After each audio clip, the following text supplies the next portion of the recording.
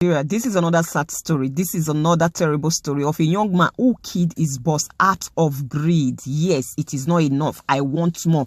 And he's trying so hard to make sure his own friend goes down with him. Youth, young men out there. We know that Nigeria is difficult as it is now. We know there is no employment. We know there is no food. We know many things that is happening in Nigeria is not okay. But at the same time, you have to try as much as possible to help yourself. Know the kind of friends that you keep. Friends that will call you to go out for unnecessary deal. Please say no to them. As it is now in Nigeria, please try as much as possible not to trust anybody, because these days in Nigeria now, as it is now, is very dangerous. Please, these stories that I'm posting every now and then is not just to post story. It's so that at least we'll be able to learn one or two things from these stories, this pathetic situation, this terrible news that we are hearing from Nigeria every day.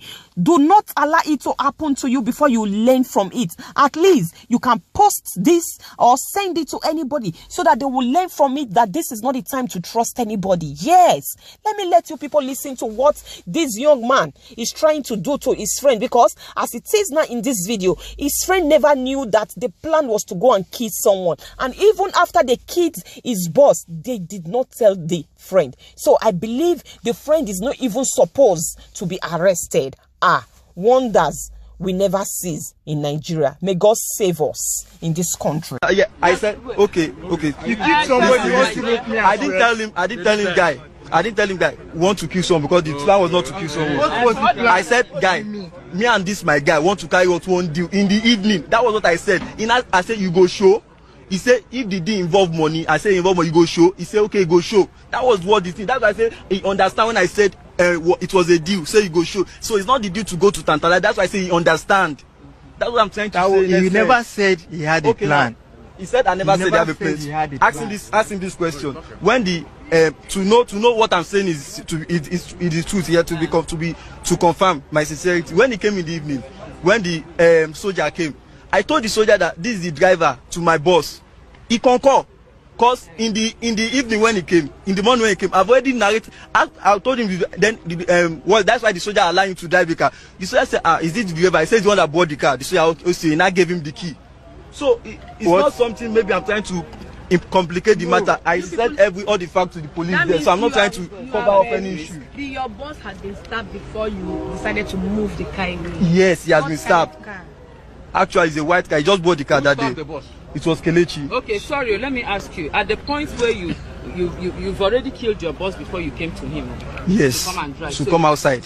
Yes. Not at the scene. He was not at the scene. He was at the bar. He was at the bar. But excuse me, when you told me to drive and we left with the vehicle, did you tell me that your boss is dead? To be sincere, did you tell me anything about that? I didn't tell him my boss is dead. To be sincere, I didn't tell him. What I didn't tell him, I won't come here and say I didn't tell him, because why? Once he knew about the plan. So when he came, he didn't know the initial plan. Maybe we'll kill some. His own was just that money was involved. Okay. So that was it. So when he came, it was at the hotel we were supposed to tell him. But when Kelechi lied down on the bed and I was sitting there, he was just taking his beer. Then Kelechi was cracking his head to look for the next step to do. So that was it. Okay, so he didn't know. Wait, my dear, he didn't know that you were out to kill. He didn't know we were out to kill. From this story now, we can see that it is not all these that involve money that we should involve ourselves in. Let us be careful in Nigeria so that we will not go for these and never return. May God help us in this country called Nigeria.